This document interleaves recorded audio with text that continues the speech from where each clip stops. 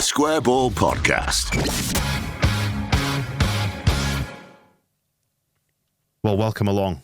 The court is now in session. Is that what we're saying? Yeah, you brought your misplaced gavel. Yeah, if you are a TSB Plus member, Jez got in touch, shot me down in flames. I didn't know that we don't have a gavel in. Dan I've got a gavel. pretended he knew he didn't know. I did know. If you're on the video version, you can see I bought a wooden gavel off Amazon. It's not the most robust thing. For the Square Ball auction. I feel like an official judge's gavel and block would be a weightier thing than this. But anyway, it's Dan, Michael, and Moscow in the TSB jury in the courtroom. Looks a lot like our studio. Are we sponsored by anybody for this? We are. Would you believe there is a firm of solicitors who have lent us their support across the last few years? Well, they're used to the sound of that thing, aren't they? No, because they don't have them in British courtrooms. So unless they've been to the auctions, then this is what Jez was saying on the members show. You don't have a gavel and block. And I knew that, but I just wanted a bit of theatre for the TSB jury. But Michael's insisting that I didn't know. I did know. I explained on the member show I did know.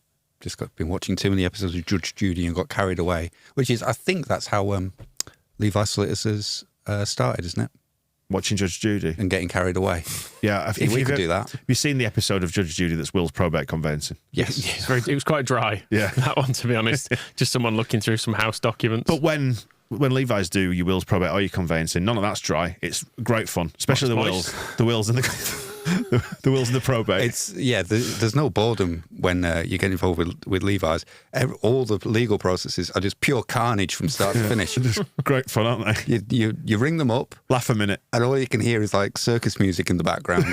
That's not true. And we should say, on behalf of our clients who pay us to advertise their wares, they're a very good, fine and upstanding legal firm, and you can get 10% discount on your legal fees. LeviSolicitors.co.uk/the Square Ball. The court is in session. Is it in session? Yeah, it can be. Can be in session. Good. Right. So first we award the Ken Bates Villain of the Week award. We need a Villain of the Week. You're allowed to assign petty grievances and take some cheap shots if you want. Who is going to put forward the case for who they believe, who's going to stand at the legal hockey and throw some legal darts at the candidate. We don't have darts in the courtroom either, I don't think. No, just it's a metaphor. Oh, okay. Yeah. Is it you, Michael, or is it you, Moscow? And who do you want to nominate for Villain of the Week? Who do you think it should be? Well, the Villain of the Week is Matthew Donoghue. Right. Who is the dickhead ref. Right. There we go. Caught us. I don't think there's any argument. If you look at his player rating, he got 1.01. You asked if anyone gave above 1, they needed to justify it. Someone has done, actually. It was good. It was good justification. 1.01 though is good. 101 because he turned up for turning up. Yeah, which we wish. Which he gets expensed. He gets his expenses. So let's not over egg the pudding here. Let's not praise him for turning up. It's his job. That's his job. We're into Roy Keane territory there, aren't we? And race hate crimes against Irish people. But yeah, it was bad.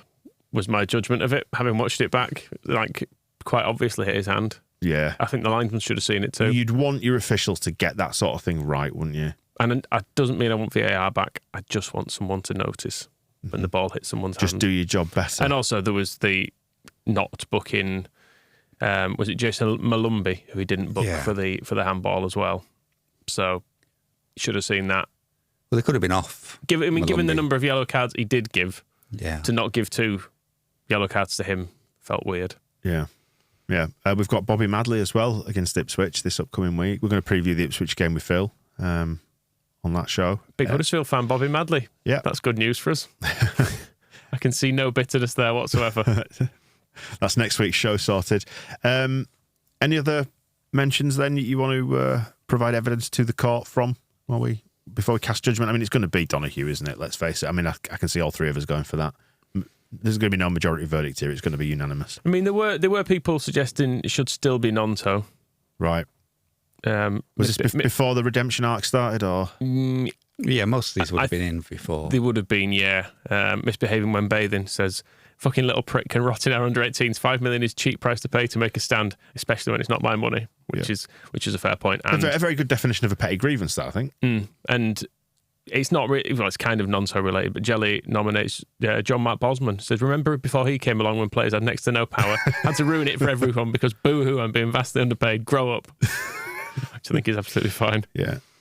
But yeah, Bosman did ruin everything, didn't he? I mean, he had a point, I suppose. Yeah, but he still ruined everything, didn't he? let's pull those rights back. That's what I say. They've got too good now. We're in that sort of political climate anyway. Let's reduce people's rights. Let's oppress them. Make them stay here even if they don't want to. That sort of thing. Yeah, I'll fine. You've got a couple of petty grievance things as well. What for? Why?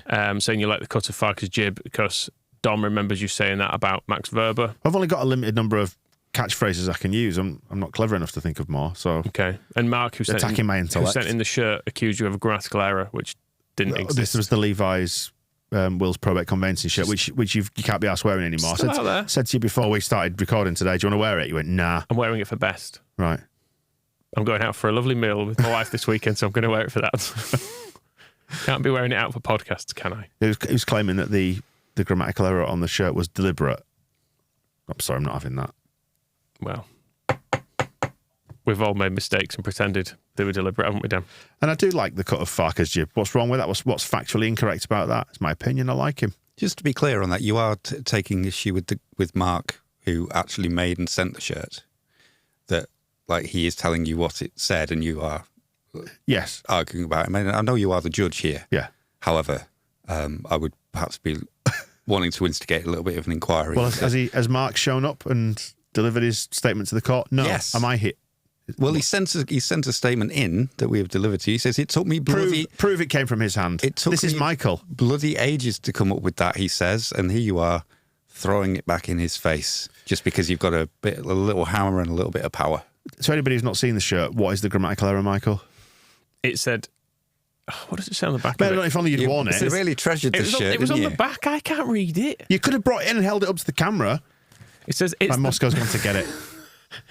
I believe, does it say it's the, and then there's a big 3 on the back, I think it's the big 3. Thank you for doing this, Moscow, for doing Michael's job for him. It was made a lot easier for me by the fact that Phil Hay is surprisingly in the... I shouted Phil's name before. Is he not listening to me? No. There you go. Thank you, Phil. Oh, that's the big, and then big 3. Right. That's the big 3. Right, okay, fine. And Yes. that was deliberate, was it? He says it was genuinely intentional to run that is the all-in-one word to reflect the good folk of Leeds' shorthand pronunciation and reference a player's singular name on the back of a shirt, as in Nzonzi, etc. Oh, that's the...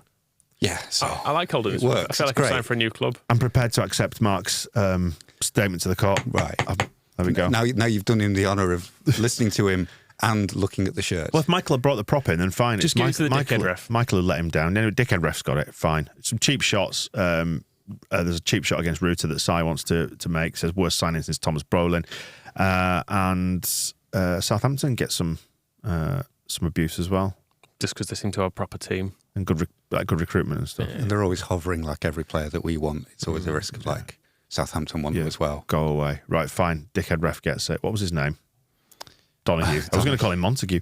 Right, Gaetano Brady Hero of the Week award. We need to pick out one Hero of the Week. Moscow, you will present to the court who you believe it will be, or should be, in a moment. We can also offer some formal commendations. The court can recognise good work this week, because this is a nice court. It's not just a bad court. And there's a doff of the cap as well. Anybody you just want to say? Mm-hmm.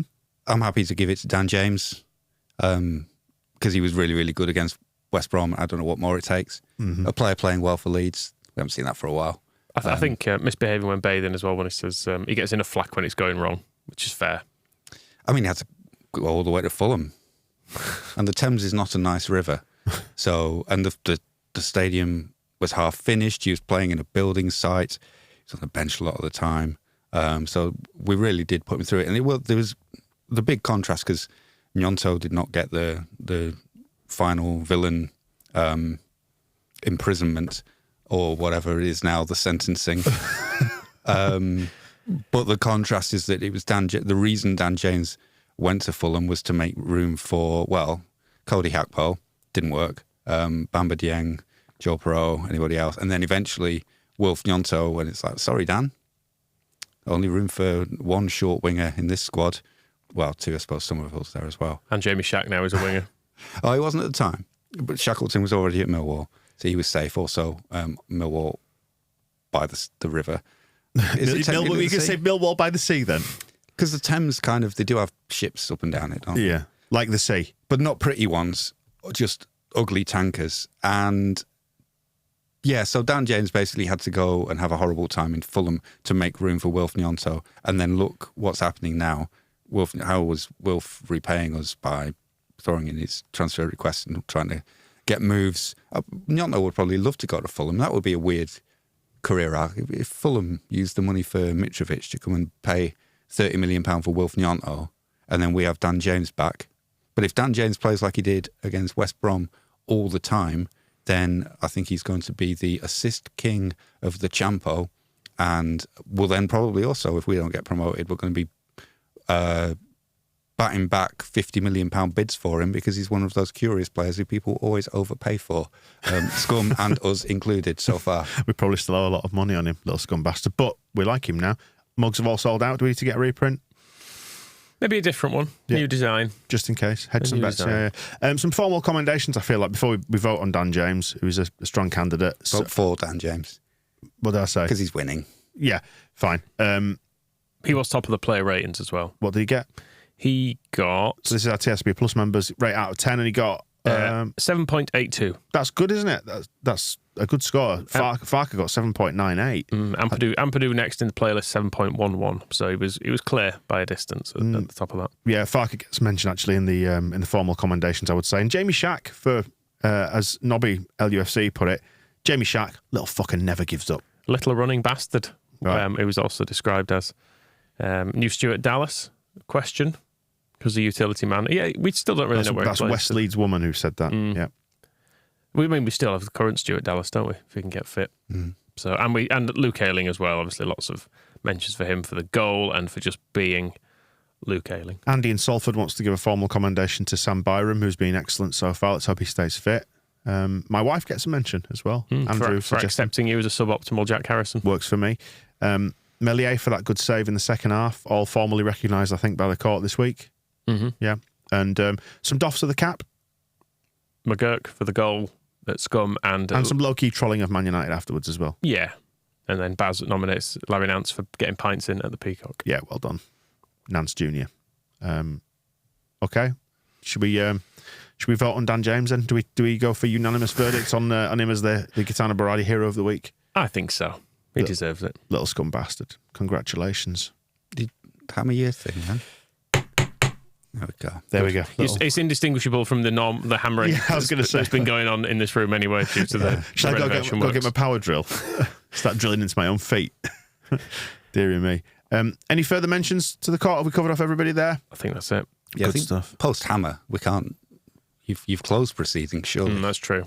Yeah, I don't. Is it court dismissed? Is that what they say? You remember at the end it's not Columbo where it comes back. No, actually, one more thing. At the end of a like a film, like a courtroom drama, where there's an uproar, everyone in the gallery goes nuts, because there's been like a sensational verdict overturned or whatever, and the judge gets his gavel and he whacks his block. And what is it court dismissed? Is it? I'd say order first. Yeah, order. They'd probably just leave at that point. Yeah. If it's people just thrashing around, yeah, they say, nothing to do with him. I'm going to leave you to it. But I've done my bit now. Back to the chambers. Just going to go to my chambers now. Going to head off. Have a good time. Everyone's like, no, it should be Jamie Shackleton. He's like, well, I've done it now, so I'm off. Right, there we go. Court will be back in session next week. I feel we can tweak the format a little bit. We're going to try and refine it, but until such time as we get suggestions how we can do this shambles better, we'll enjoy it as it is. Yeah, you will. We'll see you soon. The Square Ball Podcast.